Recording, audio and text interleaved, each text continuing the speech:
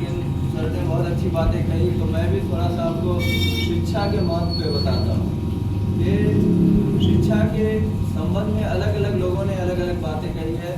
Sir ने जिस हदीस को कहा उसका इंग्लिश ट्रांसलेशन है कि education starts from home of mother and ends in the tomb, और दूसरी हदीस का मफहूम है कि seek education from cradle to grave, है कि नहीं। शिक्षा एक जो है अनवरत चलने वाली प्रक्रिया है, यानी आप जिस दिन से पैदा हुए और माँ की गोद में हैं और जब तक आपकी मृत्यु नहीं हो जाती है, जब तक आप मृत्यु शैया तक नहीं पहुंच जाते हैं, जब तक आपका जो है निधन नहीं हो जाता, तब तक आप शिक्षा ग्रहण करते हैं। यानी ये कांस्टेंट चलने वाली प्रक्रिया है, सतत प्रक्रिया है। और दूसरी बात सर ने कहा था कि जो है फारसी के ताल्लुक से कहा था, तो आपको शायद फारसी उतनी समझ में ना आए, लेकिन मैं बता देता हूँ। नॉलेज इज पावर, उसका मतलब यही था कि ज्ञान में शक्ति है। नॉलेज इज पावर, ज्ञान में शक्ति है। और किसी शायर ने कहा था कि इल्म में भी सुरूर है और ये जो जन्नत है जहाँ हूर है। ये कॉन्सेप्ट है कि जो जन्नत होगा वहाँ हूरें होंगी, वहाँ गिलमा होंगी, ये इस्लाम का कॉन्सेप्ट है। और ये हिंदू शास्त्रों का, हिंदू माइथोलॉजी का, सनातन धर्म का कॉन्सेप्ट है कि स्वर्ग में अप्सराएं होंगी। तो हर रिलीजन इस चीज़ को एंडोर्स कर रहा है कि जो अच्छे कर्म करेगा उसको स्वर्ग मिलेगा, जो बुरे कर्म करेगा उसको नरक की प्राप्ति होगी। यानी hell and heaven both will be decided according to your deeds. आपके कार्य जैसे होंगे आपका परिणाम वैसा होगा। If you will work hard then you will get more marks, है ना। If you want work hard then you may fail. In the same way अगर आप नहीं पढ़ेंगे तो जब फेल करेंगे तो आप भगवान के लिए कुछ नहीं करेंगे तो फिर जाएंगे कैसे वो। यानी कहीं भी जाने के लिए तैयारी चाहिए।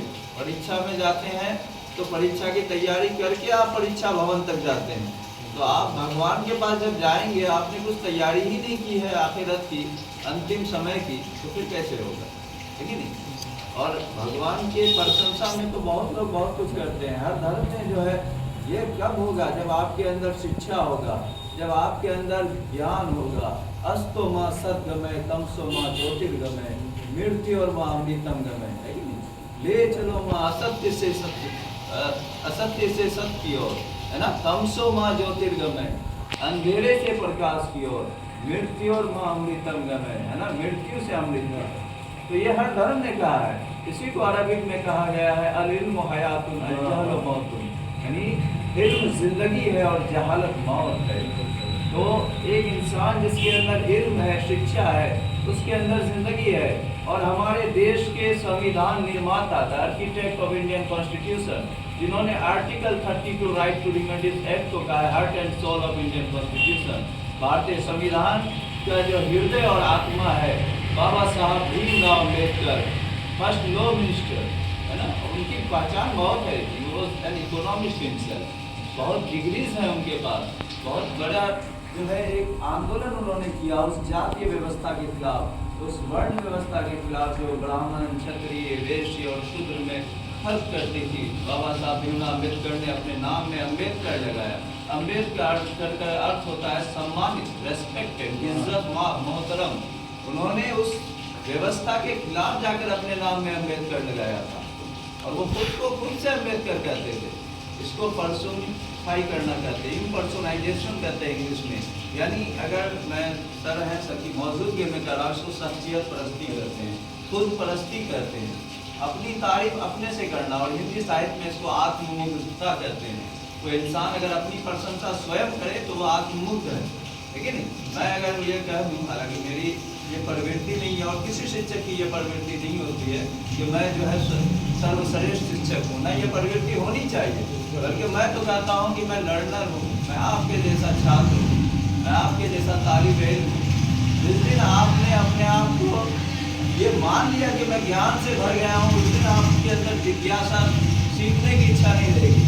जब तक आप अपने आप को एक छात्र मानेंगे, तालिब इल्म मानेंगे, है ना। तालिब इल्म उर्दू का कितना बेहतरीन वर्ड है, इल्म की तलब रखने वाला, है कि नहीं। तो तलब किसको होगी, जिसको जानना है, जिसके अंदर जिज्ञासा है, जिसको जानने की इच्छा है।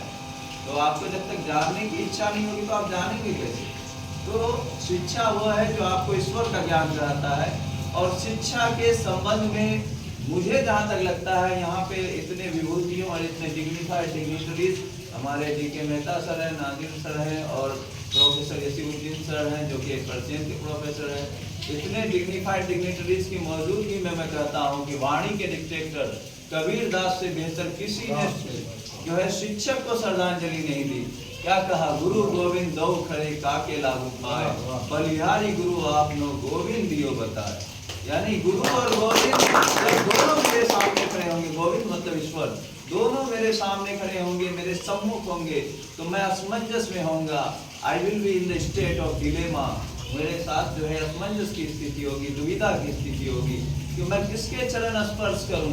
अंततो गत्वा मैं ये निर्णय लूंगा कि मैं उस गुरु के चरण स्पर्श करूंगा जिसने मुझे ईश्वर का पता बताया है। तो कितना बड़ा मकाम है, कितना बड़ा सम्मान है ईश्वर का। अगर ईश्वर गुरु का, और ईश्वर का तो है ही, गुरु का अगर सम्मान नहीं हो तो फिर आप ईश्वर को भी नहीं जान सकते हैं।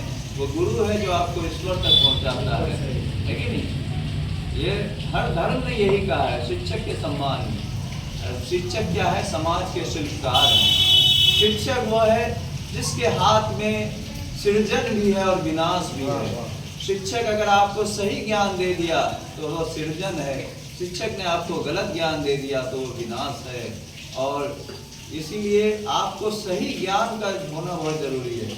अगर आप कोई बात को गलत जान गए है कि अब मान लीजिए पानीपत का युद्ध का गलत डेट मैंने आपको बता दिया, या मैंने आपको कोई जो है डैफोडिल के जो है पोइट का नाम कुछ और बता दिया, तो अब आपके साथ समस्या ये होगी कि आपको उस गलत को भूलना पड़ेगा और फिर सही को सीखना होगा। तो दो काम हो जाएगा, एक्स्ट्रा बर्डन हो जाएगा।